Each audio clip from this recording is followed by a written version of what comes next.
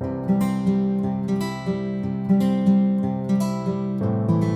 everyone, welcome back to my channel. It's so good to have you guys here and I am so excited to be here as well. If this is your first time, my name is Buki and I am happy to have you. In today's video, I'll be sharing the second part of my culture shock experience here in Australia.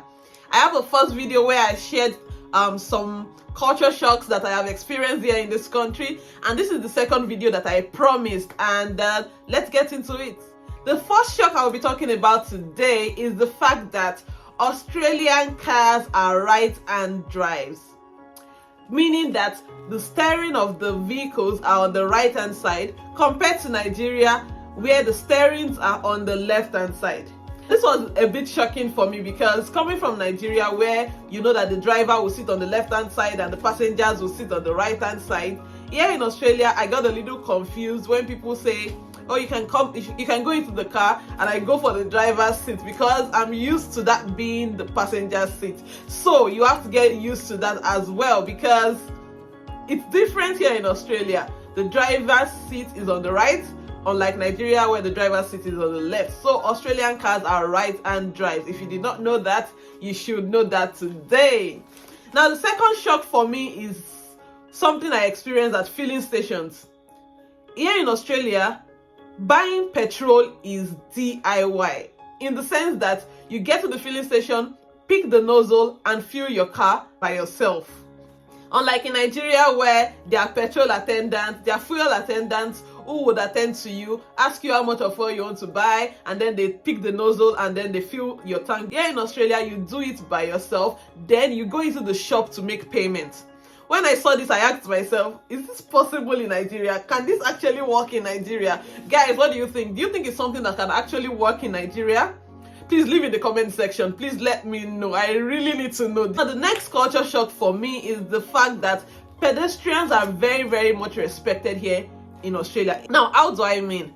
Here in Australia, when you see a zebra crossing or a pedestrian crossing, you slow down, especially when you see people standing by it.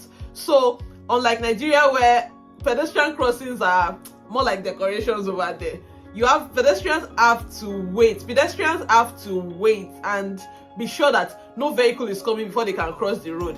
But here in Australia, it's the vehicles that would have to pause because someone is at the pedestrian crossing and is about to cross the road. So you have to pause and be patient for that person, and you can't even honk and tell them, oh, move fast. No, you are patient. Even if they decide to take slow steps, you have to be patient.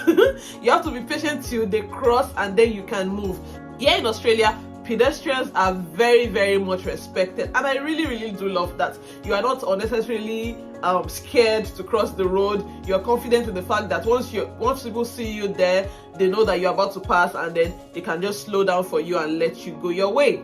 Now, speaking about honking, in my previous video, I spoke about the fact that in Australia, you would hardly hear people or see people use their car horns. It's hard to hear honks here in Australia. But in Nigeria, I spoke about the fact that people use the horns for very, very interesting reasons. They honk as they wish. They honk for for funny reasons. They honk when they want to say hi to someone. They honk when they want to do this or that. And someone left in my comment section that actually in Australia, it is an offense. It is actually an offense here in Australia to use the horns unnecessarily. You have to have valid reason for pressing the horn, for honking. You have to have very, very valid reasons. If not, you will be fined. Isn't that interesting? So, unlike Nigeria where we use the horns as we wish, in Australia, you use it only when it is necessary. Now, another thing about my first video that I found out is that I mentioned the fact that here in Australia, it's called Milo. That chocolate drink that we have is called Milo here in Australia, and in Nigeria it is called Milo. And then someone left in the comment section that actually Milo started here in Australia. And then I did my research, like, really? Milo started in Australia? So I went to do my research and I discovered that Milo started here in Australia. So guys, which country is calling it right? Is it Nigeria or Australia? But here in Australia, it is called Milo, and it started here in Australia. It was started here in Australia. Now, another shock for me here in Australia is the fact that during Christmas, the weather is actually hot. Like, December period in Australia is actually hot.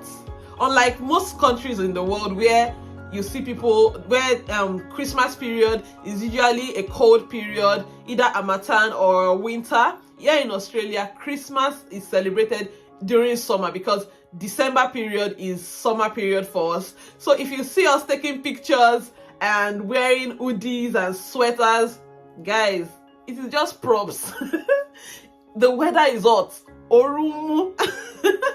So Christmas here in Australia is actually pretty hot, unlike in Nigeria where the weather is actually cold during Christmas and you can rock your sweatshirt and all of that. Here, even when you rock it, you probably just want to take pictures with it or something. You get it off as soon as possible because you don't want to cook. Another culture shock here is the fact that you have to stay at designated bus stops for buses to wait for you.